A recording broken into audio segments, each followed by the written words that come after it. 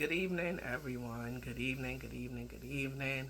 First of all, I want to say thank you for taking the time to watch this video and for also helping me with my professional development presentation. It's my first time. My nerves are all over the place, but please bear with me. So, let me start this PD with first. The title of my PD is Classroom Design and Environment, of course, by Lavada Curry. Yes. Um, so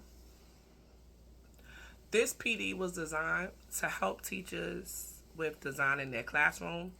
So that's the whole purpose of this PD. I'm gonna go through the slides. We're gonna discuss the slides, and we'll take it from there. Need assessment result. So the first slide is my need assessment result. With the need assessment results, it just basically was a survey that I did with some other colleagues who took the need assessment result, the need assessment survey, and they let me know what they felt were needs in the classroom, PDs that were needed throughout the year in the classroom to help make strategies in the classroom better. My third slide is the objectives, agenda overview, and meeting norms. Objectives: teachers will enhance the understanding of how classroom design and environment influence student engagement, behavior, and academic performance. This basically means that that's what the objective of this professional development is. This is what you're going to learn. The meeting norms will be discussed. And yeah, so we're going to discuss that.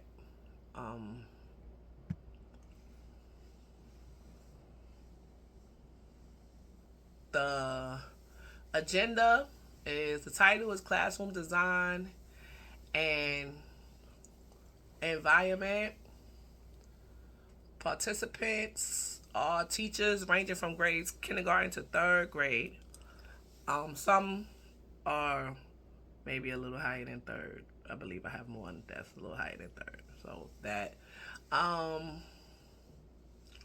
the duration of the PD should be about 4 hours, give or take, depending on how it goes with questions and things like that. And then it just basically touches on our schedule and how we break, how we do our breaks, basically bathroom breaks and things of that nature, and some engagement activities as well. Meeting norms. Meeting norms will be one mic. We respect the speaker. Nobody can speak while somebody else is speaking. If I'm speaking, then nobody else will speak. I will be the only person speaking.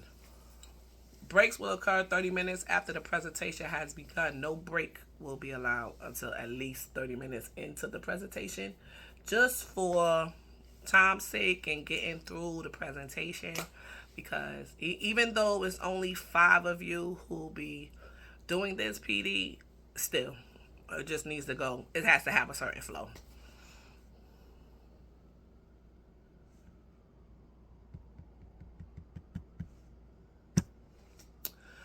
Agenda overview continued. Later on into the PD, we'll be displaying what functional classroom design should look like. Teachers will participate in an interactive program where they will recreate the design model. That's a engagement activity.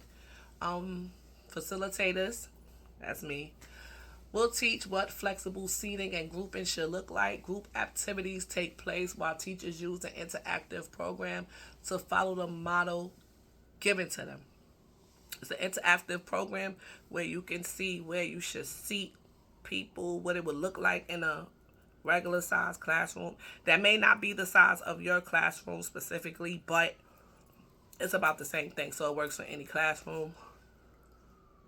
We will also, the closeout of the professional development, group discussions and surveys will be given out. We'll have group discussions, surveys will be given out. We'll take all questions and provide materials and links to continue studying the district model. Basically, survey, which I created. Wanting to know your satisfaction of the PD, if you feel like we touched on the areas you need to be touched on, if we hit those issues that you're having a current problem with, that's what that's for.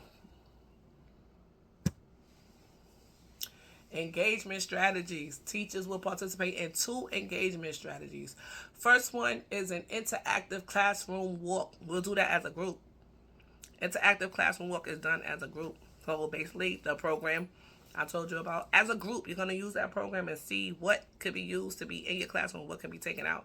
Everybody in the group gets a chance to do that. And the other one to take notes and see what you could have done better or what you could have added. Also,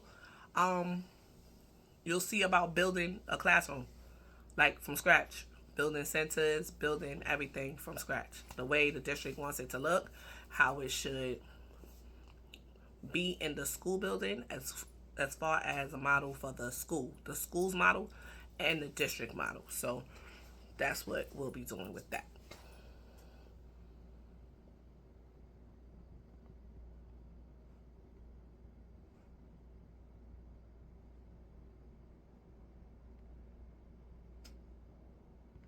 Okay, sorry, I had lost my place. Okay. Instructional strategies. Teachers are given a visual model to base their designs on and then allowed to use the model to create a model of their own. I just discussed that. That'll be done as a group activity, which is an engagement activity, where you'll discuss with your group what model you feel works best for the school and your grade level. So you group by grade level and you figure out which one works best for the grade level, and if that doesn't work, what you could take out or what needs to be added. Teachers will use group activities to transfer their thoughts into the interactive program. As I stated, in the interactive program, you'll be able to see what you feel goes, what you feel does not. And you'll also be able to take notes to let me know what I can do to add to the interactive program so that you'll see what you need in that program. And if you don't see what you need in that program, that's fine. We can fix that and come back again with this PD, but we'll be making it more in depth. So what we saw, what we needed to fix, what we saw could be fixed, what couldn't be fixed, and so forth, so on and so forth. And also a conversation with administration and the district would take place based off of the results of that. Teachers will use prior knowledge of the classroom setup to help them learn new strategies. Whatever you learned about the classroom setup from when you began, some of that is still being used. So you will use that. And when you use that, you're going to share that, right? And when you share that, we'll tell you what is still being used and what's not. So it's some things you cannot use anymore, and then there's some things that you can. So we'll take it from there, and then we'll see what we need to do, what we need to tweak or fix on a district level and on a school level, not just in your classrooms. This is a school thing. It has to be done school-wide. It's not just for your classroom. It's a school-wide situation. So you have to understand that when you're designing your classrooms are designed based off of what the district wants it to look like. It's not based off of what I want it to look like or what your principals want it to look like. It is a district model. So it's based off of the district standards, okay? Only district standards, and then your principal has to adapt those standards, okay? It's not what we want, it's what the district wants. Okay, let's move on.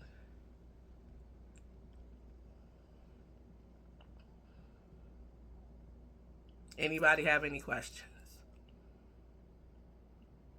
No questions. Okay, cool. If you do have any questions, let me know. Now, questioning strategies. Questioning strategies are you'll be basing your questions on anything you have confusion about. You don't know how to move the classroom around. You don't know how to group your students. based off of what the district is saying. You can just let me know and I'll help you with that.